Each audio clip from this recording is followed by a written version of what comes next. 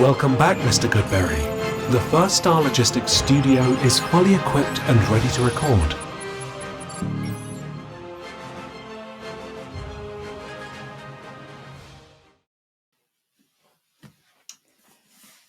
Well, we've made it to the end of the draft season. We only have 5 episodes of Bengals on the Brain remaining until the draft hits us, which means it's time to put all that work together, make our opinions concrete, and try to rank these guys and try and rank the positions of need or the players within the positions of need for the Bengals.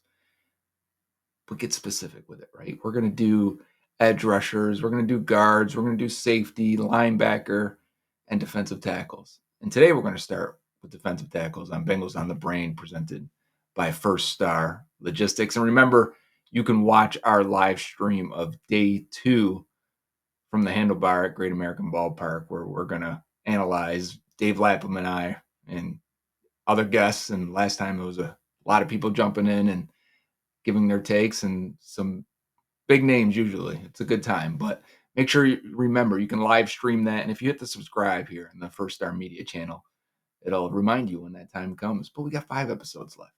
And today's is defensive tackles, but not just defensive tackles. We're going to rank the top 5 that fit for the Bengals, which means they need a pass rusher.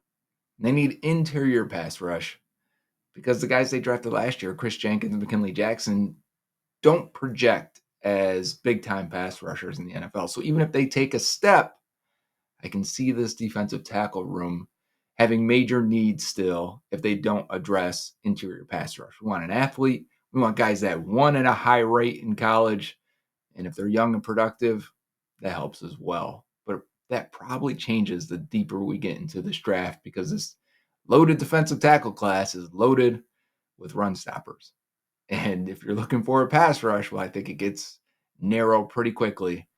And that's where we'll start our list with the guys who just missed the cut before we get to our top 5. Our first guy that didn't make the cut, but man, I'm talking if he's there rounds 3, round 4, I'm interested, is Kentucky's Deon Walker. Walker is 6'7", 331 pounds with an 84-inch wingspan. And you see that length show up routinely for him. He's 95th on the consensus board as we record this right now. He is 99th on our scoring sheet, our draft spreadsheet that you will get. The 21-year-old was 20 on tape when you're watching. He just turned 21, so he is young. And his 2023 tape was even better than his 2024, as he dealt with a back injury that really sapped his leverage and lower body power in a lot of ways. His production that takes in his age, what he did relative to his team and the teams he played against, puts him in the 96th percentile. The issue is he didn't test so well. If that back is still hurting him, his athleticism puts him in the 38th percentile for a guy that's supposed to be a pass rusher. Normally at that size, you're thinking nose tackle, but he does not play with the leverage. He does not take on double teams that way. He's more of a 5 tech, maybe 4, and a 2-gapper that'll stand guys up, keep them at bay with those long arms, shed them, and then make a really athletic play afterwards. His pass rush grade from PFF in his careers puts him in the 92nd percentile. His 12.7 pass rush win rate puts him in the 94th percentile. His true pass set grade puts him in the 94th percentile. 20.7 true pass rush win rate puts him in the 94th percentile. Deon Walker can get after the quarterback. I kind of don't care about the back and the leverage. If I'm getting him in the 4th round, I think it's tough to take him anywhere higher. He was originally talking about maybe he's a 1st rounder, maybe he's a 2nd rounder. He could go in the 3rd. I think we're still looking at a 4th round pick here. And if he's there, I am in on Deon Walker. The next guy who didn't make the cut, and it's probably because he doesn't have a concrete position, but I think the transition to inside more than he did in college at SMU, Elijah Roberts has a chance to be an interior pass rusher, like a Wallace Goodberry type, can play some base end, will kick in a nickel and rush from inside. And I think we have to be aware of these positions and these guys, because that's where the value may be on end of day 2 into day 3 of the NFL draft. Elijah Roberts is currently 1 43 on the consensus board. So we're talking 5th round here. He's 133 on our draft scoring sheet, which puts him right in that range. Thinks he's a fine pick for that. He's 23 years old from SMU, 6'3" and 5'8", 285, an 82.5-inch wingspan. Really good for that height. His production puts him in the 34th percentile because he's a little bit older, because he played at SMU. His relative athletic score, though, when you kick him inside, puts him in the 93rd percentile. His PFF grade puts him in the 99th percentile. His pass rush grade puts him in the 99.6 percentile. So that's extremely good. A 20.1 career pass rush win rate. That's better than every defensive tackle. When you kick a D end inside, you're going to get inflated numbers here. But his 31.3 true pass set win rate is also in the 100th percentile. He wasn't always inside, but he was inside a bunch and enough, as you can see in these clips here, that I think his transition, his bulk inside is enough that I think that's where he's going to make his money. It's not going to be at end. I don't think he's athletic enough for end, but I think he can be at defensive tackle as a pass rusher. And we're talking 5th round. He's a guy I've got my eye on for the Bengals. And finally, the last guy who didn't make the cut in the top 5, someone I'm interested in, especially if it gets to day 3, is Virginia Tech's Aeneas Peebles, one of the guys with the best tape of any defensive tackle. If you're looking for athleticism, lateral agility, and some explosiveness upfield, especially in the passing game, Aeneas Peebles might be your man. Peebles is ranked 112th on the consensus board. He's 150th on our scoring spreadsheet, and that's because he is already 23.7 years old. He'll be 24 as a rookie, so he's a little bit older, 6 foot, 282 with 31 and a 1/4 inch arms. It's pretty small. He's a small defensive tackle. He's a penetrator. Because of the age, it puts his production percentile in 59th percentile. His athleticism, thought he would test better than this, puts him in the 70th percentile. So both are not great. Doesn't have a data point to hang his hat on with either of those. But his PFF pass rush grade throughout his career, 98th percentile, so where he's going to hang his hat now. 12.7 career pass rush win rate, 16.9 career 2024 pass rush win rate. So it went from a 12.7 to a 16.9. That puts him in the 98th percentile. And for his last 2 years, a 24.8 true pass rush win rate. That puts him in the 98th percentile. So again, I'm looking for guys that won in college in passing situation, true pass rush situation, which means no screens, no 3-man rushes, no quick throws, nothing like that. You just 3rd and 8, and I'm rushing the quarterback. He wins on a quarter of his rushes. I want Aeneas Peebles, that lateral agility, as you can see in these clips here. I'm in. And we're talking, if he's 112, that's 4th round. I think it could even go into the 5th with this defensive tackle class as teams pick who they really want and need. If we're talking 4th, 5th round pick for Aeneas Peebles, I am in on that. Let's jump into the top 5 now of the guys I really want. Now we get to our top 5 defensive tackle fits for the Bengals, and they have met with 3 of these guys. Top 30 visits for all 3, maybe indicative. And I started doing this before the last 2 were reported yesterday. So maybe we're on the same page, which would be great for the Bengals to, or for us to have hope that they are drafting well this year. Number 5 is Tennessee's Omar Norman-Lott. Norman-Lott is 74th on the consensus board right now. We have him much, much lower than that at 176. And I'll get to why, even though I like him a ton. He's a 23-year-old, 5 years in college, and has only played 976 snaps in his career in 5 years. 976 snaps in his college career. That's less than 200 snaps per year. And even at his most, it's about 280 snaps.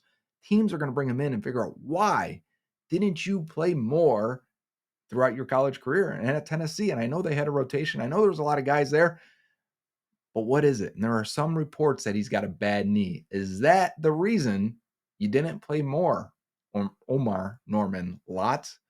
Teams are going to have to figure that out, and maybe that's why the Bengals brought him in to figure that out as well. But 6'2", 291 pounds with nearly 34-inch arms. That's a great length for that height. That's 6'2". His production, because he didn't play as much, 51st percentile. His athleticism didn't test the way he looks on tape. He looks explosive on tape, puts him in the 59th percentile amongst defensive tackles. Now we're going to get to the good stuff. His PFF pass rush grade puts him in the 83rd percentile amongst all defensive tackles, 11.9 career pass rush win rate, a 15.2% pass rush win rate over the last 2 years. So it's gone from 11 to 15. That puts him in the 95th percentile amongst all defensive tackle prospects going back for a while now. So it's not just this year. 20% win rate on true pass rush situations. The last 2 years, though, 26.4% win rate in true pass rush situations. We talk about Elijah Roberts being a little overinflated because those numbers are from DN. Those guys win more. This is at D tackle. Omar Norman-Lott won at a crazy rate. His run stop rate as well. So this is the first guy we're getting to that we're even talking about the run. Why? Because those other guys weren't too good against it. Omar Norman-Lott has made a bunch of flash and splash. I almost said that together. I think that's just splash then. Plays against the run. Run stop rate, 96th percentile amongst all defensive tackles. Now, what are one of the negatives of him before we talk about his tape a little bit? 21 penalties in those 900 something snaps. That's one every 46 snaps. He's going to have a penalty every game if he becomes a starter. What is he doing out there? So we've got questions. He's transferred.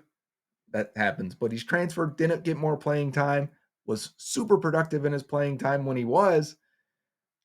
Potential bad knee, tons of penalties, but oh my gosh, does he flash on tape. Omar Norman-Lott. If he's supposed to go 74th, we're talking Bengals at the 81st pick, third round. Is that what we're talking for Omar Norman-Lott? I'd be nervous because you just spent a third round pick last year on McKinley Jackson. I think Lott is a better prospect. He's graded higher than McKinley was for us. But you have to accept he's a role player and a pass rusher. Sure, if he can give you more, it's a bonus. But you have to draft him as that, which makes me think he's going to go later. And then the knee issue is going to make him go even later. If he's there in the 4th, 5th round, and that's what I'm thinking, and everyone's saying higher, some people are even saying second, I don't think he's doing that. I don't think he's going that high. Teams have issues when you don't play a ton of snaps, when you're smaller, and then you got a knee issue.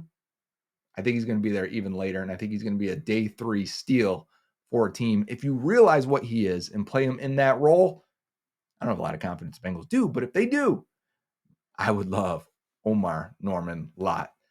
Number 4 is another guy they brought in. Another guy, it's a pass rush specialist to an extent. I think he's okay against the run, but he's played all across the defensive line at Nebraska, and that's Ty Robinson.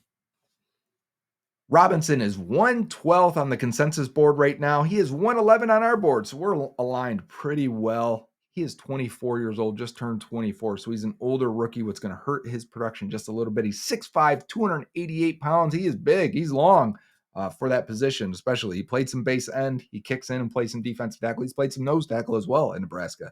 His production puts him in the 75th percentile. His athleticism at D tackle puts him in the 99th percentile. So highly athletic for an interior defender. His career PFF grade puts him in the 12th percentile. Do you hear that correctly? So PFF does not like Ty Robinson. 12th percentile for overall defensive grade. His pass rush grade, though, 71st percentile from PFF. Okay, so he's a pass rusher, and the run defense must be weighing his overall grade down. Career pass rush win rate of a 7.9%. That's not great. 61 percentile.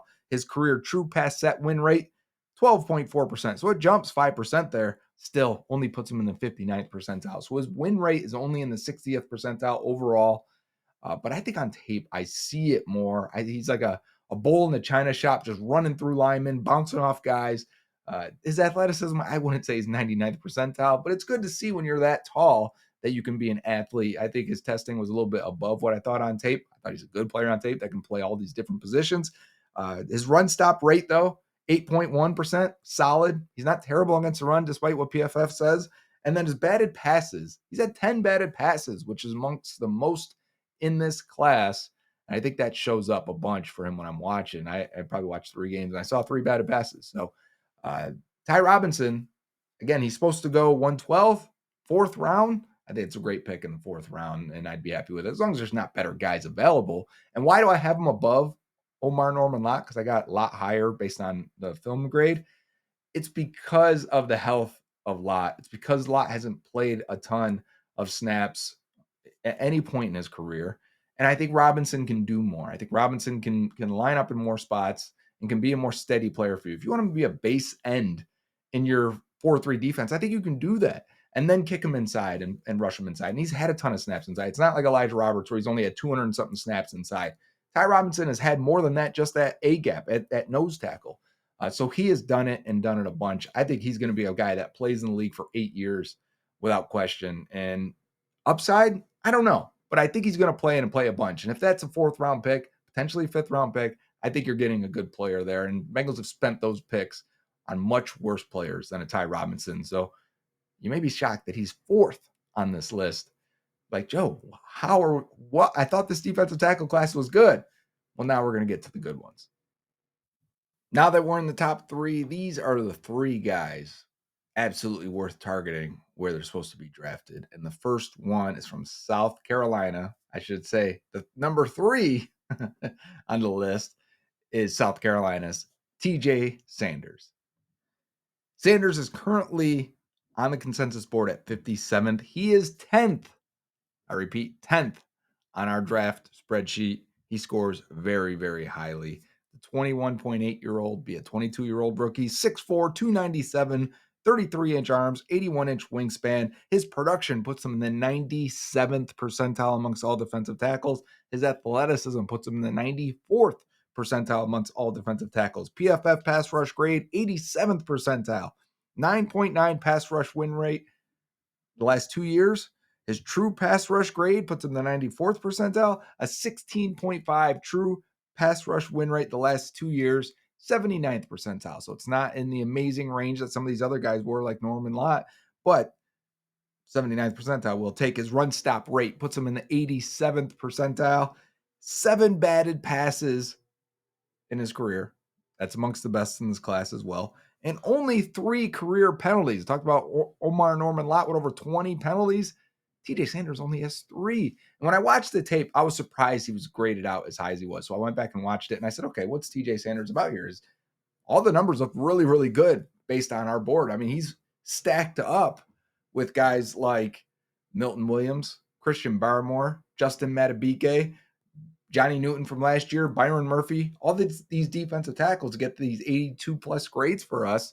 He's with them. Okay, so let's see what's going on with TJ Sanders. And I put the tape on and I saw a guy that just consistently won. And he doesn't look like an extreme athlete, but sometimes those looks are deceiving on tape. Because when you see him turn it on, you see him go for it, and you see him bend the corner, and you go, oh, I see it now. So he's a little bit clunky on tape. And I think that's why people are a little bit lower on him. But man, the data is screaming at us to take this guy when you get the chance. And he's projected for rounds 2 or 3. Consensus 57. That's right on the border of 2nd and 3rd round. Milton Williams went in right in the beginning of round 3, right after the Bengals picked Joseph Osai, if you remember. Will he be there at 81 for the Bengals? Probably not. Is he a reach at 49? I wouldn't say he is. And he's probably one of the only 2nd round guys that I would advocate for the Bengals to take.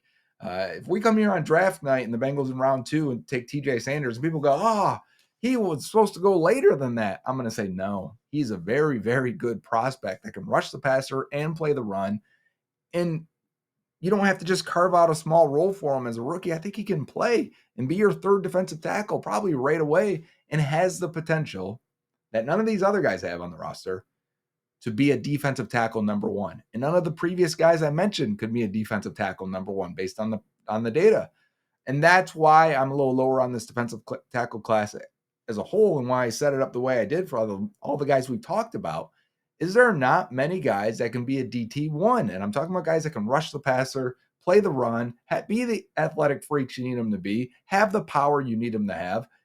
Who has everything? There's only a few guys in this class that do, and only 3 of them are reasonable for the Bengals to draft. One of them is TJ Sanders, and I would say that would be an A pick in round 2. Why don't I think round 1?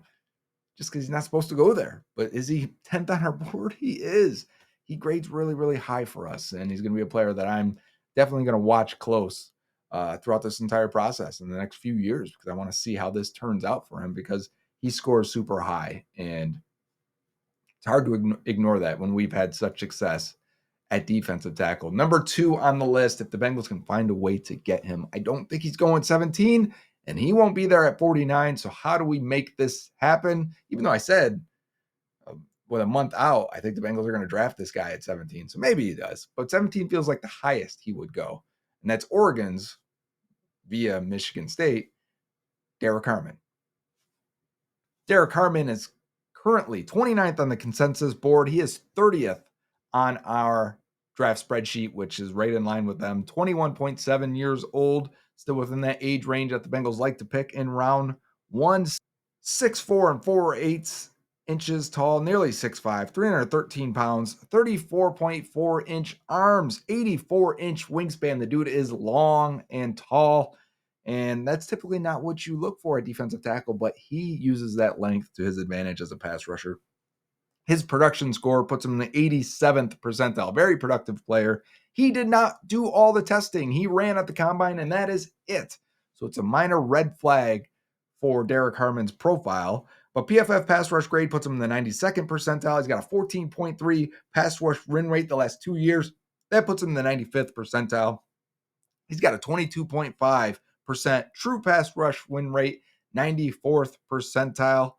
And he's a bottom 10 tackler. If you watch the show we did on him on Bengals on the Brain, where we looked at Derrick Harmon, it was my first exposure to him. And we came away with like, wow, he's disruptive. Wow, he's athletic. Wow, he makes a lot of splash plays in the backfield. He creates chaos. But boy, does he miss tackles at a high rate. And the data, we get the data much later. And it's like, oh yeah, this is a bottom 10 tackler of the last, 6 defensive tackle classes. He's near the bottom.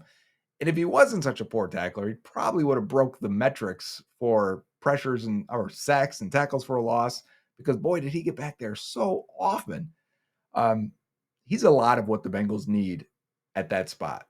And I wouldn't be mad if they picked him at 17. I'd say, okay, the tackles are an issue, but you know what? He's creating for everyone else around him. I think he would create sacks for Trey Hendrickson pretty routinely, because it would force the quarterback to move. And not just that, I think he can play against the run too. So talking about a big guy with good length, good athleticism, I think, even though he didn't test for it, and good ability to penetrate, laterally win with moves, win with multiple moves. He can hold his leverage despite being nearly 6'5". If he pans out, he looks like Chris Jones to me. And that's why on tape, I've got a mid-first round grade on him, and why I would take him at that spot. You didn't test, so it's going to knock him a little bit. That's what pushes him down to 30, or else he'd be a top 20 player in this class for me. But otherwise, I've got no issue with Derrick Harmon at 17. I think Harmon is a good player. He gives a lot of what the Bengals need. And then that leaves us with number 1 now. And if you're wondering, where's Kenneth Grant? Where is Tyleik Williams? I like both those guys. Both are great against the run. I'm not sure they're the pass rushers we need.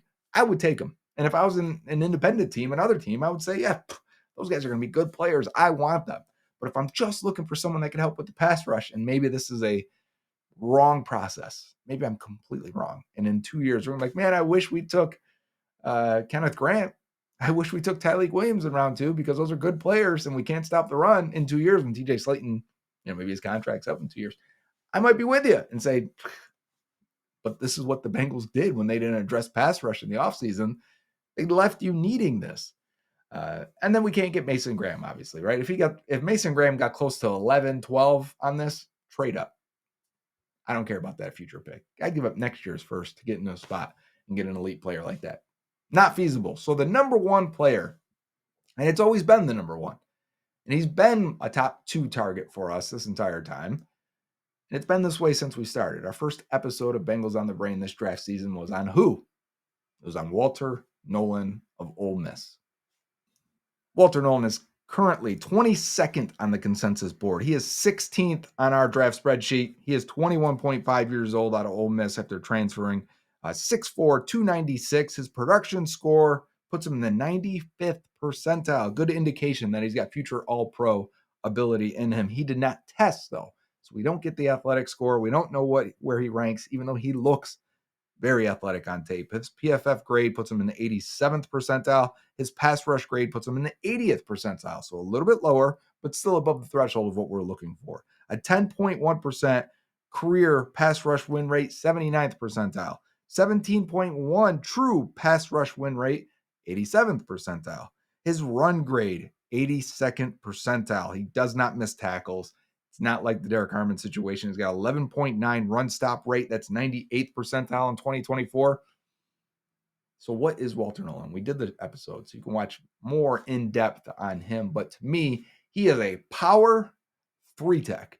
We haven't had one since Geno Atkins. I'm talking about a power 3-tech with athleticism. Those guys are rare. And that's why I tend to fall for those guys in the draft and in the draft process. These guys typically, I see that combination as hard to find. It's like finding a big defensive tackle that's also athletic. Derrick Harmon. That's why I like Derrick Harmon. When you get a guy like Walter Nolen that can play with natural leverage, get low, power through guys and lift them up, I see that and I go, yes, this guy's good against the run right now. I don't have to worry about him. Remember last year, Johnny Newton, we had some concerns like, is he good against the run right now? The Bengals are going to draft a guy like that. Walter Nolen is the opposite. He is good against the run right now. He's athletic, he's strong, and he's got good pass rush data, not great pass rush data. I think that is going to come as he ages, as he grows in the NFL. And if he gets into a room with BJ Hill and TJ Slayton and Chris Jenkins and McKinley Jackson, that's a good room. And the D ends are in that room as well. But the D tackle room is great for a guy that has some questions about his character. And I don't think that he's a bad dude. There's reports he's walked off practice. He's been frustrated with the team or frustrated with coaches. He's transferred from A&M to Ole Miss when coaching changes happened. He went to like 3 different high schools because one, he transferred back to a closer hometown school because of COVID. He transferred once to get his draft profile or his recruiting profile much higher so people would know who he was. Are those bad things? Or is that a guy that sounds like reportedly, I just read a report on this, that wants to figure it out, that wants to know how to do things and handle things better, and he wants to mature? That's what it sounds like to me. This doesn't seem like a guy who's taking plays off or doing any of the negative stuff that you see on tape. He's not.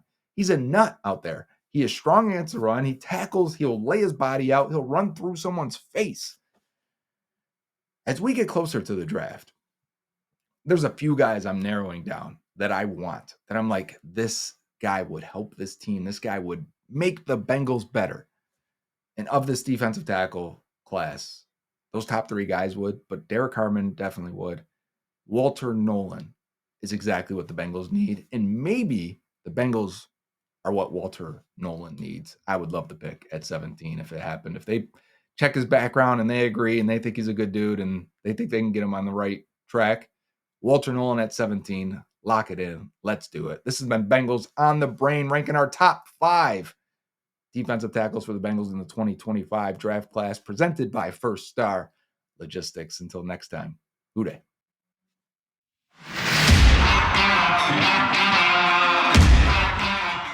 Everybody loves the NFL draft. There's no question about that. So, in honor of that, we're going to have our 3rd annual First Star Logistics draft party. It's going to be at Handlebar at Great American Ballpark. It's going to start at 7 o'clock. And then Friday, of course, is day 2 of the draft, rounds 2 and 3. Brad Johansson will be hosting.